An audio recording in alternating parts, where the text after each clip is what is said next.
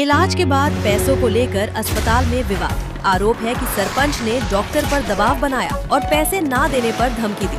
मामले को लेकर अस्पताल में हंगामे की स्थिति बनी। तो रात में बाहर ऑलमोस्ट पहले शुरू में 4-5 लोग आए और स्टाफ को धमकाना शुरू कर दिया कि जिनको पैसे चाहिए अस्पताल के वो आकर बाहर ले जाओ। मैं बीच बचाव करने गया तो मैंने डॉक्टर साहब आप बाहर आओ, आप गाड़ी में बैठो, मैं आपको पैसे देता हूँ। इस तरह की बात आई और फिर इन्होंने बचाव मेरे को रोका, डॉक्टर साहब बाहर ना जाओ, ये लोग कुछ भी कर सकते हैं आपके साथ। स्टाफ ने भी रोका हमें।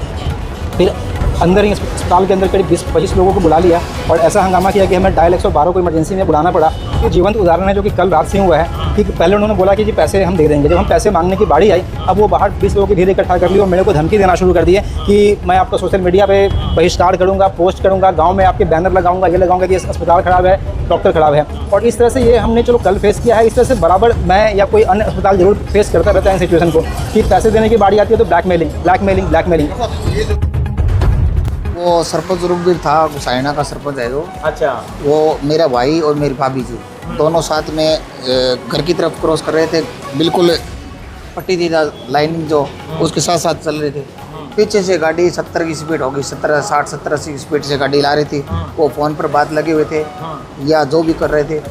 उन्होंने बिल्कुल कहा, उनका चाचा साथ था, उनके चाचा ने भी कहा है। एम्बुलेंस के अंदर उसकी रिकॉर्डिंग पड़ी है। एम्बुलेंस में बोल रहा है कि हम आगे नहीं देख रहे थे। जब गाड़ी अंदर धसी खड़का हुआ तब हमने देखा, ब्रेक दाबने के बाद कम से कम 10-15 मतलब कदम दूर जाके गाड़ी रुकी है। रुकने के बाद में जो दुकान वालों ने देखा अभी ये सरपंच की गाड़ी है, ये आ रहा है, ये बंदा सरपंच है, तो उनको सबने पहचान तो उनको लिया, रोको कर रोक लिया उन्होंने। फिर वापस लाया वो गाड़ी को। वापस लाने के बाद बोला ये महिला तो मर गई।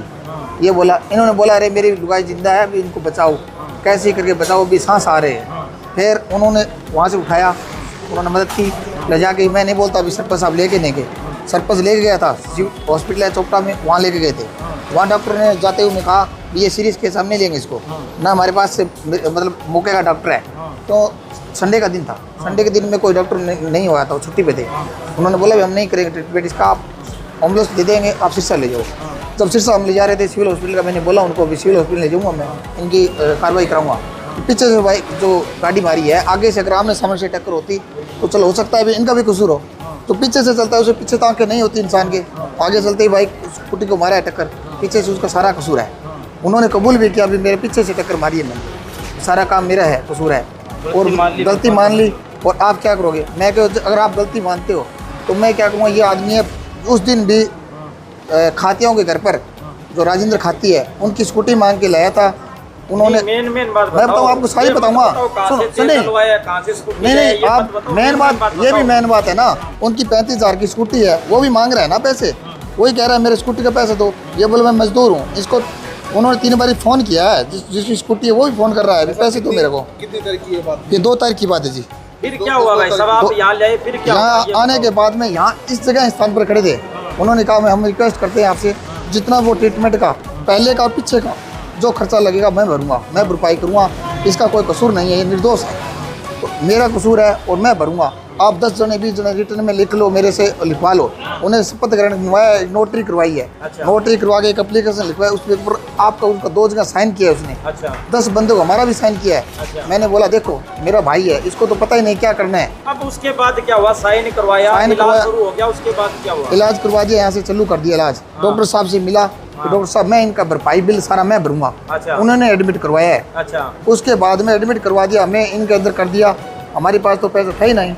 उसके बाद में 4 दिन 3 दिन 2 दिन का ट्रीटमेंट को उन्होंने पैसे जमा करवाए हैं, मैं नहीं कहता नहीं करवाया। उसमें करीबन मेरे ख्याल में 1.5-2 लाख रुपये जैसे सिमिट किया है। 4.5 लाख का डॉक्टर साहब का बिल है, 2-2.5 लाख रुपये उसका पेमेंट पड़ा है वो हॉस्पिटल का। मैंने बोला या तो यहाँ से मेरे मरीज़ को आराम है या चल रहा है, आराम है, और मैं यहाँ से रेफर करवाना चाहता हूँ। मेरे दिमाग में एक साइकोलॉजी बैठ गई, क्यों यहाँ के स्टाफ बोलेगा अभी पैसा करो, हम भी नौकर हैं, आप अकाउंट वाले हैं, जो भी है वो कहेगी कि हमारी ड्यूटी है साहब, डॉक्टर साहब से आप बात करो। एक बार डॉक्टर के पास जाऊँ, एक बार मेडिकल पर जाऊँ, दवाई लाऊँ, दवाई वाला तो ये कहेगा भाई आप पेमेंट दो। भैया हम क्या करें, वो सरपंच है, आपका मरीज़ तो आपका है। मैं को देखो सरपंच ने हमें एडमिट किया है, हमारे पास पैसे नहीं है। रात क्या हुआ, उन्होंने फिर बाद में यहाँ आगे वो फिर बोले हम कल करवाएं 2 दिन टिपाए थे, उसने पैसे नहीं दिए, 2 दिन पैसे नहीं दिए उन्होंने। 35,000 रुपये दिए थे एक दिन, 3 दिनों 4 दिनों के बीच में 35,000 रुपये सिर्फ उन्होंने वही फ़ोन पे डाले थे सीधे। 20,000 रुपये नगद, 15,000 फ़ोन पे। यहाँ रात को आए वो बोले हम आपको यहाँ से रेफ़र करवा देंगे, आगे का बिल भुगतान आप करोगे। मैं बोला यार रेफ़र करो, आगे मैं कहाँ जाऊँगा, मेरे पास जेब में ही करीबन 4-5 हज़ार रुपये है, मैं आगे कहाँ जाऊँगा। 10,000 रुपये तो एक एम्बुलेंस वाला ले लेगा पहुँचाने का, भाई कुछ तो करो आप। वो आप सोचो हम यहाँ से रेफ़र करवा देंगे, चाहे किस तरह करवाएं। उन्होंने ये बोला, मैं वो चलो किस तरह आप एक बार करवाओ, आगे मैं मेरे रिश्तेदारों को मेरे फ़ोन कर पैसे इकट्ठा करूँगा, मैं करूँगा व्यवस्था, और क्या करूँ, मैं तो मारना थोड़ी है मेरे को। डॉक्टर साहब कहे कि मैं रेफ़र करूँगा, डॉक्टर साहब ने बोला कोई बात नहीं, मैं रेफ़र नहीं करता, आपके मरीज़ का मैं ख्याल रखूँगा, मेरी जिम्मेवारी है, आप इसको यहाँ रखो, आपका मरीज सेफ है, सेफ रहेगा, कोई दिक्कत नहीं है। पेमेंट जो है वो उनको देना है, आपको OT कार्रवाई करना है। उन्होंने एक रोड़ा मचा दिया यहाँ रात के समय। डॉक्टर साहब से बोले बाहर आकर पैसे ले जाओ, उनकी गाड़ी बाहर खड़ी थी और डॉक्टर साहब बोले बाहर जाकर पैसे लो। डॉक्टर साहब यहाँ बोले मेरे क्या दिक्कत है, मेरे हॉस्पिटल आके मैं चला जाऊँगा। मैंने डॉक्टर साहब को यहाँ रोका, डॉक्टर साहब आप नहीं जाओगे, आपको बाहर नहीं जाना है। नहीं, पैसा, मैं अंदर खड़ा हूँ। पैसा देने की बारी आई जब उन्होंने कहा बाहर आके लो, बाहर आके पैसे लो। डॉक्टर साहब ने बोला, डॉक्टर साहब ने बोला बाहर आके लो पैसे, ये मतलब डॉक्टर साहब खाना चक्कर पैसा ना देना चक्कर में अच्छा ज़्यादा काम करिए। सर हम तो यही कहना चाहते हैं भी छोटे छोटे बच्चे हमें इंसाफ चाहिए, बस हमारी बहन का इलाज होना चाहिए, जो उन्होंने ओटा था वो यहाँ इलाज कराए और पैसे सारे यहीं दे।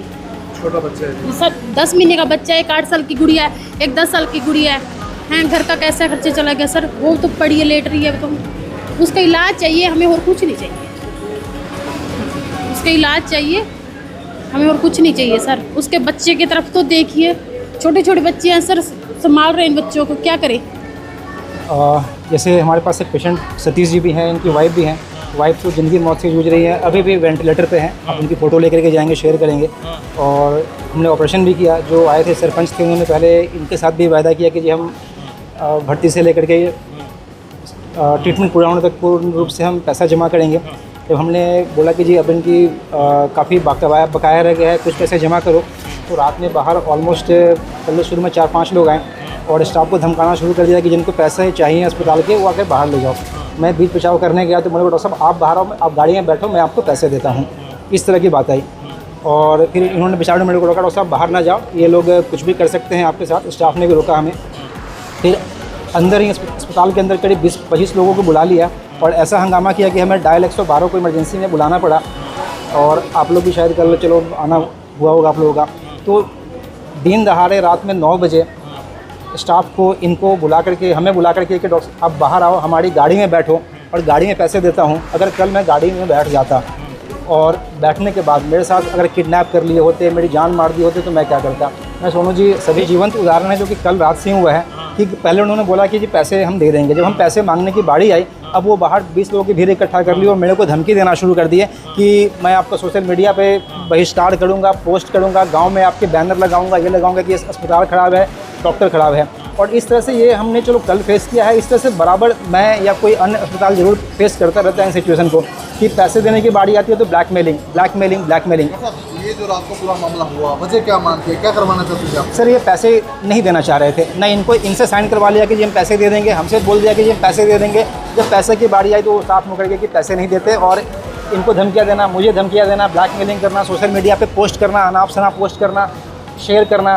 तो इस तरह से वो सारी चीज़ें गाड़ी में आके पैसे ले जाओ, इसका मायना क्या हुआ? सर इसका मायना तो रात में अगर 10 बजे मेरे को अगर रात में कोई बोले कि आप पैसे लेने तो गाड़ी में आकर के ले जाओ, ये तो ये थोड़ा समझ से बात है जी।